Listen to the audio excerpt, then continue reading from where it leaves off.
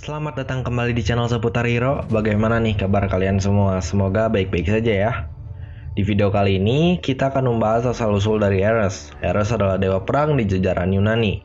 Dia mewakili aspek fisik kekerasan dari perang. Karena dari itu dia dijuluki God of War.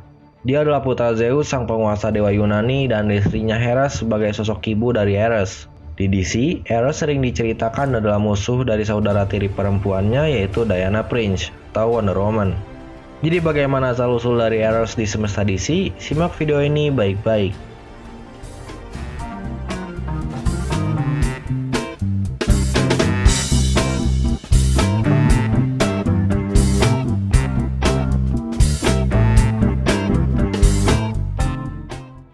Ares lahir ribuan tahun yang lalu di field dimensi yang disebut dengan Skyland. Skyland terletak di Sphere of the God, sebuah sektor eksistensi di luar multiverse.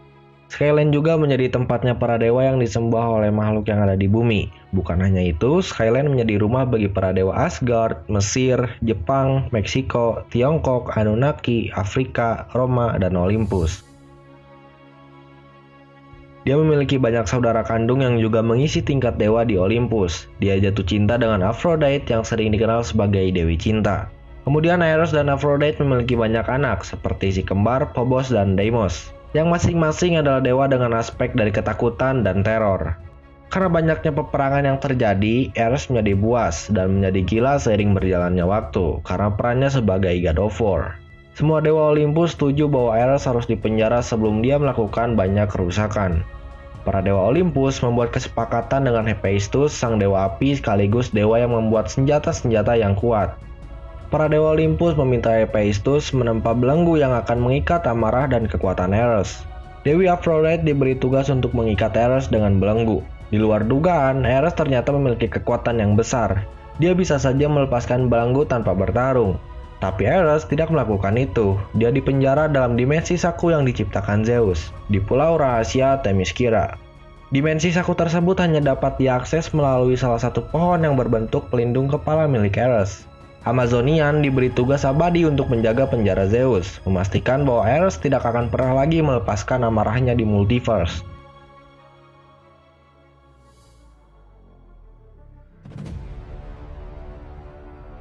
Pohon yang menjadi kunci dari penjara saku juga hanya akan terlihat oleh mereka yang ingin dilihat Ares. Para dewa akan menghapus pikiran siapapun yang akan meninggalkan Themyscira, termasuk Phobos dan Deimos yang lupa tentang ayahnya di mana.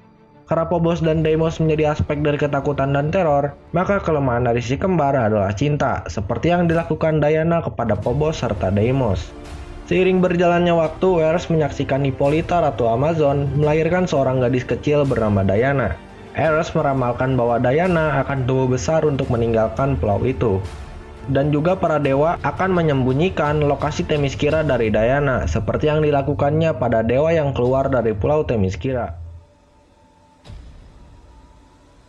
Suatu hari ketika, Diana sedang menunggang kuda di sekitar pulau. Kemudian, Ares membukakan pohon untuknya. Ares mengambil bentuk ular dan Ares menggigit Diana. Gigitan ini adalah hadiah karena memungkinkan Diana untuk mengunjungi Ares secara langsung tanpa perlu menemukan Themyscira. Akhirnya Diana akan meninggalkan Themyscira dan menjadi pahlawan super yang sering dikenal sebagai Wonder Woman. Takut Diana masih akan menemukan cara untuk kembali ke pulau Themyscira, para dewa memberinya ingatan palsu untuk meyakinkan pikiran Wonder Woman bahwa seolah-olah dia telah menemukan kembali Themyscira. Ares bercerita kepada Diana tentang apa yang harus diketahui Diana. Ares juga melihat Diana beraksi dengan Justice League.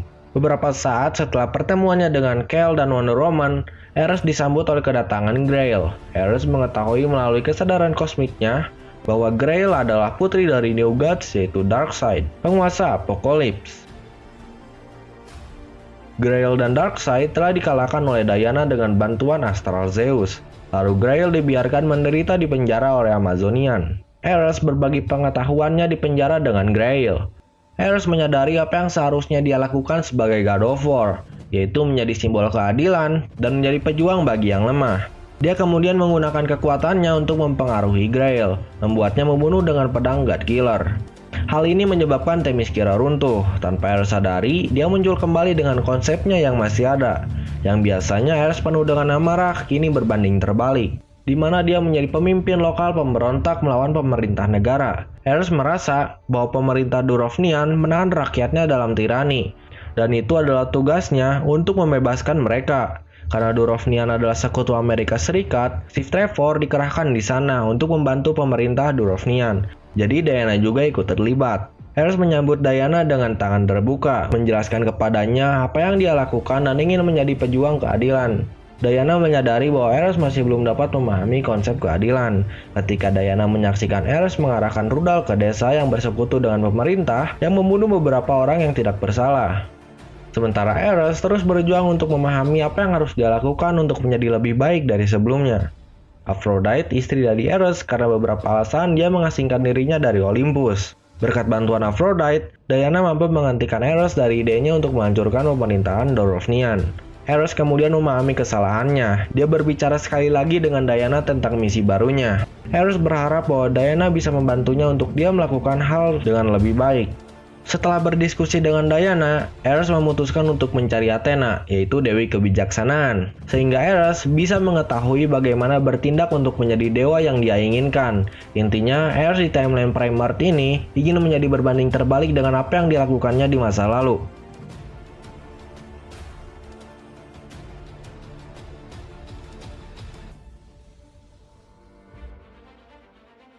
Karena Ares termasuk dalam ras makhluk kuno dan ras yang sangat kuat yang dikenal sebagai Old Gods, karena warisan ini, Ares memiliki kekuatan yang hampir tak terbatas. Ares juga mampu menyaksikan dan memahami peristiwa yang tidak dia hadiri. Seolah-olah dia ada di sana, seperti dia tahu tentang apa yang dilakukan putranya. Dia tahu tentang hubungan antara Justice League dengan Diana, dan Ares memiliki kesadaran kosmik, seperti semua dewa lainnya. Sadar akan multiverse dan alam yang ada di luarnya. Pengetahuan ini memberinya pemahaman tentang alam semesta dan semua kehidupan yang melampaui kemampuan manusia biasa. Ares juga tahu siapa Grail meskipun mereka belum diperkenalkan satu sama lain. Ares dapat memanggil petir dari langit untuk menyerang lawan tertentu. Petir ini cukup kuat untuk merusak dirinya sendiri karena dia terluka ketika petir yang diarahkan berbanding terbalik padanya.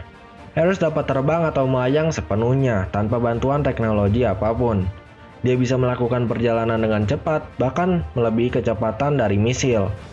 Sebagai Old God yang disembah oleh orang Yunani dan Romawi kuno, Ares telah hidup setidaknya selama ribuan tahun, atau mungkin jutaan tahun. Ares mengklaim memiliki kemampuan untuk melihat masa depan. Ketika dia bertemu Grail, dia mengancamnya dengan mengatakan bahwa ayahnya, Darkseid, akan segera tiba untuk membebaskannya dan akan membunuhnya dalam prosesnya. Ares sangat tahan terhadap segala bentuk serangan. Dia telah menerima pukulan dari orang seperti Wonder Woman tanpa mengalami cedera sama sekali.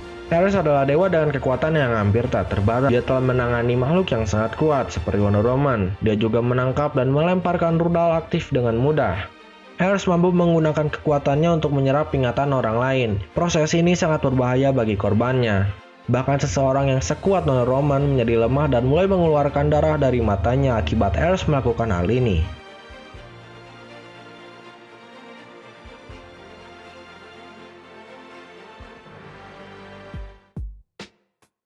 Jadi bagaimana dengan karakter yang satu ini? Mungkin kalian ada pendapat lain tentang karakter ini atau ingin membenarkan apa yang salah dalam video ini? Tulis di kolom komentar bawah ya. Jika kalian suka channel ini atau video ini, boleh subscribe atau like, tidak juga tidak apa-apa, tapi terima kasih sudah mengklik video ini dan menontonnya sampai selesai. Saya Seputar Hero, pamit, bye!